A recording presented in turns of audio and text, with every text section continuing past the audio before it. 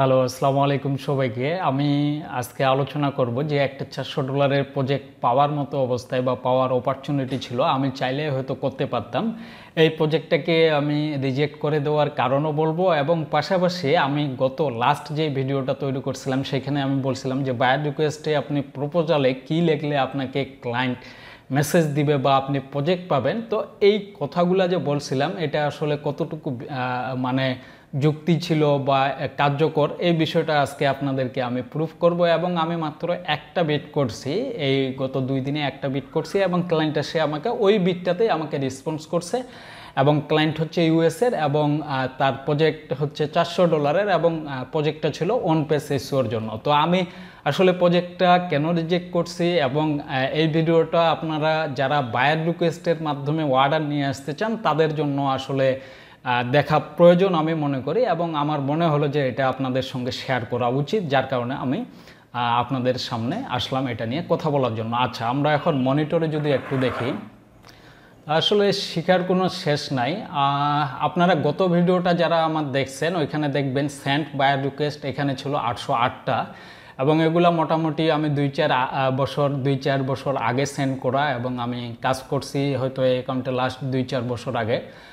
তো যাই হোক, আপনারা গত ভিডিওটা দেখলেই দেখতে পাবেন যে সেন্ট অফার ছিল এখানে 808টা, তার মানে আমি সেন্ট অফার করছি অনলি একটা, এবং আমি জাস্ট একটা বায়ার রিকোয়েস্ট সেন্ড করছি। এই যে এই প্রজেক্টটাতে এই বায়ার রিকোয়েস্টটা সেন্ড করছি গত 2 দিনে, এবং এই ক্লায়েন্টে আমাকে এই $400 প্রজেক্ট দেওয়ার জন্য মেসেজ করছিল। আচ্ছা, প্রথমে আসি যে কেন আমাকে মেসেজ করলো। এই একে আমি যখন বায়ার রিকোয়েস্ট সেন্ড করি 20টা বা 25টা প্লাস ছিল এখানে যারা হচ্ছে প্রপোজাল সেন্ড করছে। প্রপোজাল কিভাবে সেন্ড করতে হয় এটা জানেন, মনে করেন ওই প্রজেক্টটা এটা, আপনি এখান থেকে সেন্ড অফারে আপনার গিগ সিলেক্ট করে এখানে লিখে প্রপোজাল সেন্ড করতে হবে।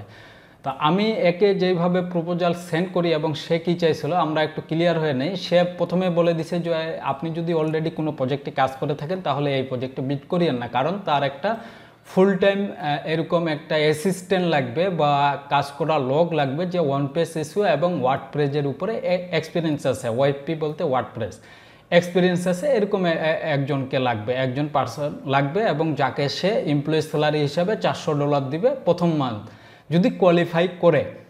আচ্ছা, বিট হচ্ছে ডিলেট করে দিবে যদি অটোমেটিক্যালি কোনো বিট হয়। তো আমরা একটু বলছিলাম না যে আমরা যখন ফ্রিল্যান্সিংয়ে ভালোভাবে কাজ করতেছি বা মোটামুটি সফল বা কাজে বিজি, তখন আমরা অটো টেমপ্লেট ইউজ করতে পারি। অটো টেমপ্লেট ইউজ করলে হয় কি, তারা অনেক ক্লায়েন্ট আছে যারা ওইটা আসলে গুরুত্ব দেয় না বা রিজেক্ট করে দেয়। তার প্রমাণ হচ্ছে এখানে আপনারা পড়লে বুঝতে পারছেন যে তাকে যদি কেউ এরকম টেমপ্লেট দিয়ে মেসেজ করে সে কি করবে, রিজেক্ট করে দিবে বা ওইটা পড়বে না। তারপরে সে বলছে 9 আওয়ার কাজ করতে হবে সপ্তাহে 5 দিন, এবং কাজ সে ট্র্যাক করবে কিসের মাধ্যমে, হয়তো টাইম ডক্টর এরকম একটা অ্যাপস আছে, ওইটা দিয়ে সে আমার মনিটর হচ্ছে ট্র্যাক করবে যে আমি আসলে কাজ করতেছি কি না ওই 9 ঘন্টার মধ্যে। এবং শুরুতে আমি যে এই প্রপোজাল লিখবো বা প্রপোজাল সেন্ড করব ওই জায়গায় সে লিখে দিতে বলছে এটা। তার মানে হচ্ছে আমি যদি এটা না লিখি, এই 9-5 যদি না লিখি, তার মানে আমি এই প্রজেক্ট সম্পর্কে জানি না বা এই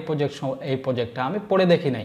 তো ক্লায়েন্ট কিন্তু প্রচুর চালাক আছে, আর এই চালাক ক্লায়েন্টগুলোকে খুব সহজেই মানে ইনবক্সে নিয়ে আসা যায় যদি আমরা তাদের রিকোয়ারমেন্ট ফলো করে আমরা একটা বিড লেখার ট্রাই করি। তো আমি বলছিলাম যে আমরা এরকম বিটটা লেখার ট্রাই করব, ক্লায়েন্টের কি প্রবলেম বা ক্লায়েন্ট কি চাচ্ছে এটার উপরে বিড লেখার ট্রাই করব। আমরা ডাইরেক্ট যাই বলবো না আমাদের 10 বছর 5 বছরের এক্সপিরিয়েন্স আছে, আমি এটা পারি সেটা পারি, এগুলো না বলে আমরা ক্লায়েন্ট কি চাচ্ছে এই জিনিসটার উপরে ফোকাস দিব। তো সেম জিনিসটাই আমি আমার কথার মতো আমি এখানে লিখছি। তো এটা এখানে এক জায়গায় দেখাচ্ছে, আমি আসলে এটার এই প্রজেক্টের উপরে বা এই বায়ার রিকোয়েস্টের বিপক্ষে আমি যেটা লিখছিলাম এই টেক্সটটা, এটার ফরম্যাটটা ছিল, আমি একটু এখানে দেখাই, ফরম্যাটটা ছিল এরকম। তো সে যেহেতু প্রথমে 9-5 লিখতে বলছে, আমি প্রথমে এইভাবে একটা চিহ্ন দিয়ে 9-5 লিখছি, এবং তার ইউজার নেম থেকে আমি বুঝতে পারছি তার নাম মাইক হইতে পারে। তো আমি ডাইরেক্ট তার নাম ধরে সম্বন্ধ করার ট্রাই করছি, তারপর থ্যাঙ্কস জানাইছি প্রজেক্টটা পোস্ট করার পরে, এবং আমি তাকে বলছি যে ফুল টাইমের জন্য আমি অ্যাভেলেবেল আছি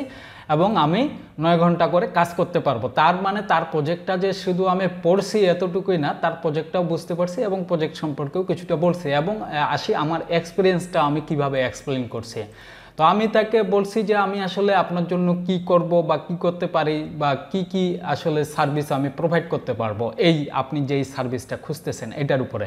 তো আমি ডাইরেক্ট বলে দিছি সে আসলে চাচ্ছিল অন পেজ এসইও, এবং অন পেজ এসইওর খুব কাছাকাছি একটা স্কিল হচ্ছে টেকনিক্যাল এসইও, দুইটাই আসলে প্রয়োজন হয়।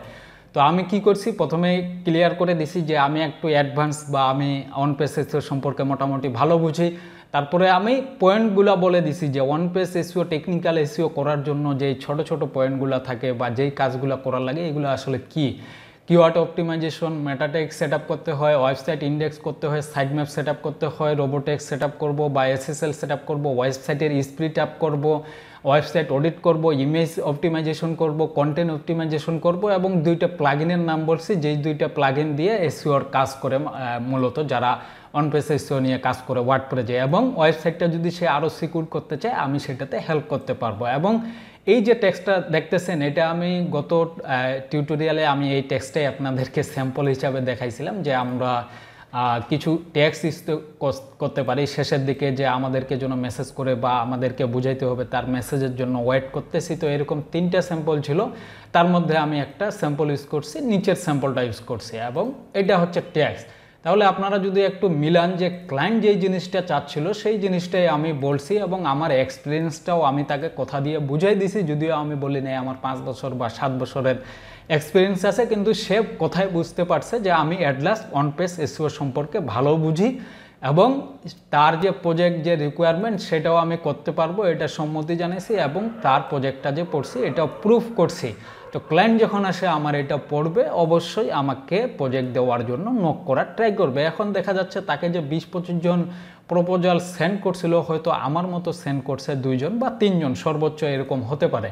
তো এই জিনিসটাই আপনাদেরকে আমি বলছিলাম যে এইভাবে সেন্ড করবেন। আরও একটা জিনিস বলি, আমার এই কাজটা সে চাইছে মান্থলি পেমেন্ট করবে, তাহলে আমি কয়দিন দিব, আমি দিছি 30 দিন। ওকে, সে মান্থলি পেমেন্ট করবে $400, আমি প্রপোজালে সেন্ড করছি 400। আমি এটা সেন্ড করছি এইভাবে, মনে করেন এইটা প্রপোজাল, আমি আমার এই গিগটা সিলেক্ট করছি, এবং যে গিগটা সিলেক্ট করছি ওইটা কিন্তু অন পেজ এসইওর উপরেই ছিল। সো ক্লায়েন্ট যদি আমার গিগটাও দেখে সেই ক্ষেত্রে সে আরও ইন্টারেস্ট হবে। আমি এই জায়গায় দিছি বাজেট 400, এই জায়গায় দিছি 30 ডে, এবং এই জায়গাগুলোতে আমি যে অন পেজ এসইও সার্ভিস দিব এখানে অন পেজ এসইওর যেই জিনিসগুলো অল্টার টেক্সট ম্যাক্স সেটআপ দিতে হয় এই জিনিসগুলো আমি দিছি, দেওয়ার পরে সেন্ড অফার করছে, তারপরে এটা আসে এরকম হয়েছে। এখন এই ক্লায়েন্ট আমাকে দিছে মেসেজ আজকে, এবং এই হচ্ছে তার মেসেজ। সে আমাকে মেসেজ দিয়ে আবারও প্লিজ কনফার্ম করতে বলছে আমাকে যে মনিটরের এই যে টাইম ডক্টর দিয়ে সে আমার মনিটর ট্র্যাক করবে। তো যেটা আসলে আমার দ্বারা পসিবল না। আমি কেন প্রজেক্টটা ক্যান্সেল করছি এটাও আপনাদেরকে একটু ক্লিয়ার করে দিব।